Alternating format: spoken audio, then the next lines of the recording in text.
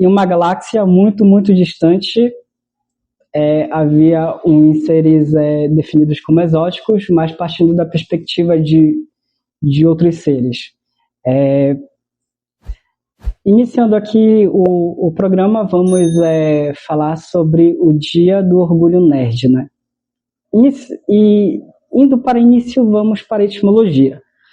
Dia, que vem de Diusos, que proveniente a Zeus, e tem suas variáveis como cotidianos para prosseguir o início de uma etapa, e diurnos, né?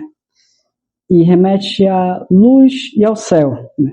Orgulho, quando falamos de orgulho, em sentido etimológico, falamos de orgulho, que vem do proveniente espanhol, ao qual era uma definição de navegadores quando iam proclamar a eficiência na invasão e na proeminência de uma conquista, uma superioridade, né? E agora, quando se falar na questão de nerd, esse termo nerd, nós temos os dois termos bem atrelados ao dia a dia, né? O próprio dia, dianos, o orgulho também, né? Quem nunca expressa quanto tem orgulho de algo, né? Mas o nerd, essa figura aí que veio enlatada no American Life através das mídias, a partir do século 50 e diante, digamos, e que consumimos. Não há um consenso sobre o início desse termo. Alguns atribuem a variável de uma gíria dos anos 40, nos Estados Unidos, chamado nerd, que era para mostrar quando algo era exótico. Nut, que é remetente à cabeça, sendo que já interliga com o que se tem do estereótipo do nerd, né? Nut, né? E uns atribuem a um autor conhecido. Aliás, o autor não é tão conhecido aqui, mas as suas obras sim. O que mostra que, de maneira controversa, foi um bom autor, né?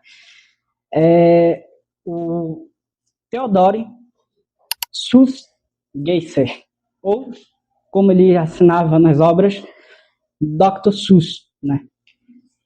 Graças a ele tivemos obras como o Grinch, como o Gato, alguns conhecem como o Gato do Chapéu. Ele foi cartunista, foi jornalista e se envolveu em várias dinâmicas de mídias, né? Através dele, nós temos do conhecimento da sua obra If I Ran the Zoo, sobre um garoto que em seu jardim imagina um zoológico. E nesse zoológico, ele elabora criaturas variadas e bem quiméricas. Entre elas se encontra o nerd, que era uma maneira grosseira do autor colocar uma caricatura do que a gente pode colocar como nerd na cultura, que é o deslocado, sozinho, introspectivo, com dentes de graus grandes e cabelo desgrenado, né? Ao qual, tanto que o personagem ele não fala, ele tem grunhidos, né? Daí se tem uma crítica a um aspecto de pessoas, né? Dentro do que ele viu e concluiu na própria universidade ao qual ele estudou, né? E com o surgimento desse termo, pulamos para o que significa ser nerd, né? O nerd, ele foi um resgate de um termo que justamente pessoas que se sentiam excluídas resolveram colocar como uma tentativa de subverter esse termo pejorativo, né? Pessoas com gostos peculiares, que, como a gente pode ver em mídias estadunidenses, principalmente nos anos 80, já que cada geração tem seu fetiche, né? A gente vê muito nos anos 20, agora aqui de 2000, um grande fetiche comercial referente aos anos 80, 90 e até mais recentemente aos estilos dos anos 2000. Nos anos 80, autores como Stephen King tinha como um grande esboço a retomada da cultura dos anos 50. Nota que ele sempre tenta retratar eventualidades envolvendo tal década, essa nostalgia, né? Voltando ao termo do nerd era todo aquele que vivia num mundo considerado prolixo a olho nu. Mundos com os seus próprios símbolos, significados e representações, ao qual destoava da massa, da maioria. Né? E como a filosofia interliga com a cultura nerd? Vamos remontar lá atrás. Né? Vamos remontar a um contexto que já foi até mesmo muito utilizado nas obras. Acho que quando se trata de filosofia estamos cansados de falar de Sócrates e Platão, mas é sempre bom retomar, né? Ler é reler. Então, Sócrates, na Polis, ele tentava resgatar pelo processo da maiêutica os conceitos que se defasaram mediante a polis, né? Chegar às apórias, né? E através desse mecanismo dele, ele era considerado o outsider da história, né? O fora da caixa, ao qual, no fim das contas, foi sentenciado e morto, né? Por uma movimentação de indagações ao mundo dele, ao ambiente dele. Uma coisa similar aos nerds.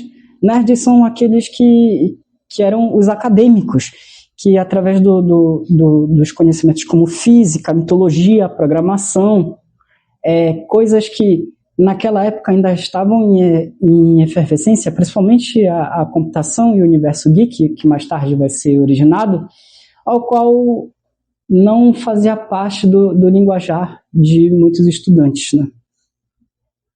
E onde encaixa a filosofia nisso? Porque o filósofo ele lida com dinâmicas ao qual o senso comum deixa escapar, no caso, como a epistemologia, como a fenomenologia, né?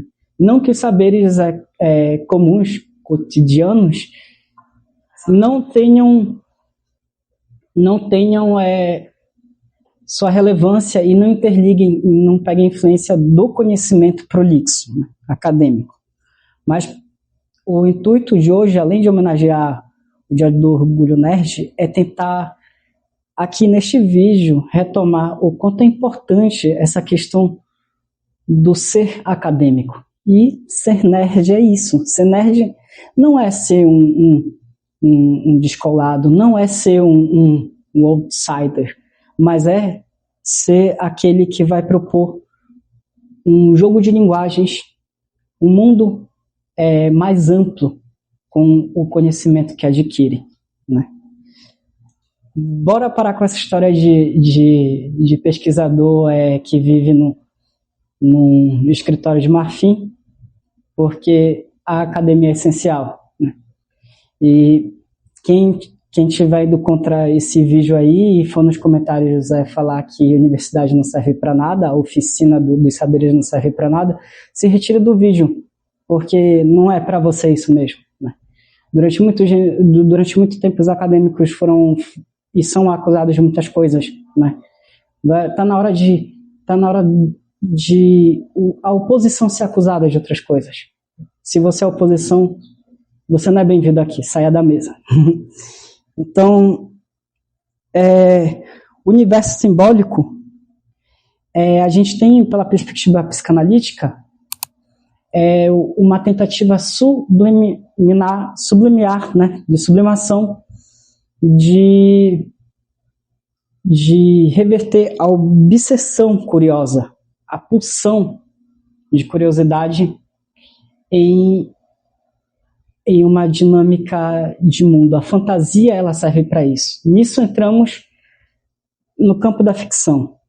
E a ficção, ela serve, como já vimos em outro vídeo que comentei, pelo componente da cosmogonia, ela é essencial para entender o mundo. Entender o mundo, né? O que interliga com um spin-off que vai lançar do The Big Bang Theory, que é Stuart Não Consegue Salvar o Universo, que vai lançar pela HBO, né? Dia 23 de julho, ao qual a gente vê um personagem da saga clássica lá do The Big Bang Theory, o Stuart, que é o vendedor de quadrinhos, criando o universo dele para tentar compreender todo o mecanismo psicológico, né? Ele vai pelo campo da fantasia. Uma temática que remete muito ao movimento nerd também, que cresceu bastante, o RPG. E que graças à Netflix, com a produção dos irmãos Duffys e o Stranger Things, né, a obra deles, até agora magna, popularizou mais o RPG, que aqui no Brasil chegou nos anos de 80 e 90 para 90, mas que teve uma retomada graças à Netflix, né? E o que não é ser nerd? O que não é ser nerd é simplesmente ser uma pessoa que julga os campos de linguagens, que critica os campos de linguagem sem compreender os campos de linguagem. O que não é o nerd, o que não é o acadêmico, o que não é o excêntrico, o que não é o conhecedor, aquele que tem a criticidade antes do conhecer. Então é aquele que vai falar sobre futebol sem entender esquemas táticos. É aquele que vai falar de política sem buscar hermenêutica. É aquele que vai falar de religião sem o campo hermenêutico já citado, né? E voltando à política, os planos governamentais, né? O apaixonado, patos, né? Retomamos a Platão. Patos tem um componente negativo, né, quando se trata nisso. Não ser nerd remete a isso. Algumas indicações de mídias curtas aqui para entrar ao universo dos nerds, que já estão bem caricatas e que já não condizem com o enriquecido mundo produzido do nerd e sua variante, a cultura geek, ao qual, se vocês quiserem, a gente pode fazer um vídeo de continuação aí, especificando a cultura geek.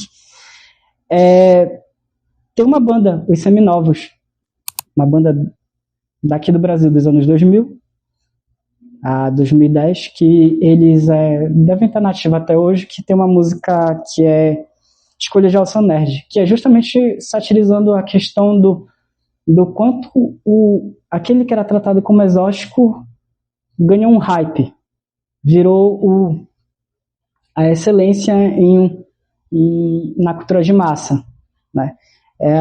Com essa ascensão do Vale do Silício, agora é maneiro ver figuras como Steve Jobs, como o Zuckerberg, como o Elon Musk, como os maneirinhos, porque eles criam, eles elaboram e eles estão conectados com o universo digital ou se conectaram, né, com o universo digital de uma maneira que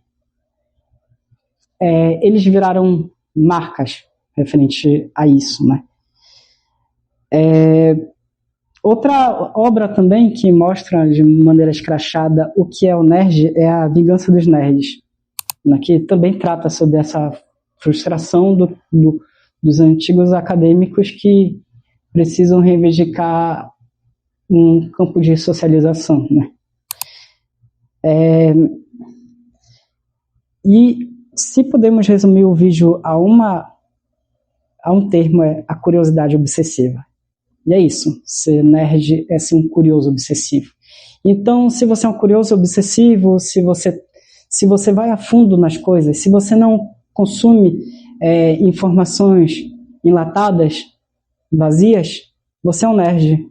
Então você é bem-vindo à mesa, você está aqui, chegou até o fim desse vídeo aqui comigo enrolando, então é sinal que você é nerd porque você procurou se aprofundar.